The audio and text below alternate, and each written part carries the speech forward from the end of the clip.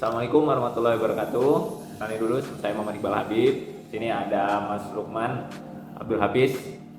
Hai semuanya. Oke, kami di sini mau nyeritain ya POV untuk isu-isu mengenai manajemen ASN dan juga Smart ASN. Jadi saya ada 3 isu nih Mas yang ada di unit kerja saya, kerja kita nih. Yang pertama itu kita tahu nih kalau email yang kita punya itu kurang dimaksimalin ya.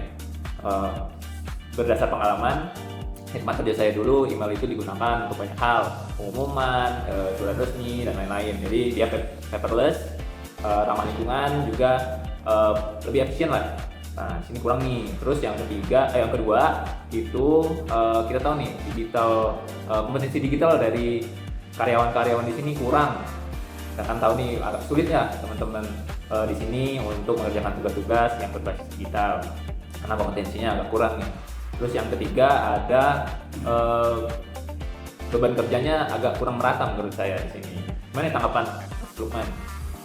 Ya, kalau dari penjelasan Mas Habib tadi, dari 3 yang disebutkan, menurut saya yang paling oke untuk diangkat ya yang masalah literasi digital ya, karena mayoritas pegawai kita itu udah usia mendekati pensiun, karena ya tahulah namanya orang tua untuk literasi digital agak susah untuk belajar hal yang berbasis teknologi itu. Kalau kita nggak paksa juga dia kurang motivasi gitu kan. Beda sama kita yang muda-muda, karena kita juga udah terbiasa, udah familiar sama teknologi.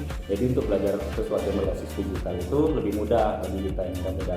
Tantangannya seperti itu karena faktor usia juga, ada faktor lingkungan juga yang kurang mendukung. Nah, menurut Mas Habib sendiri nih, dari yang saya pilih tadi, kira-kira udah kebayang nggak solusinya gimana gitu? Setuju.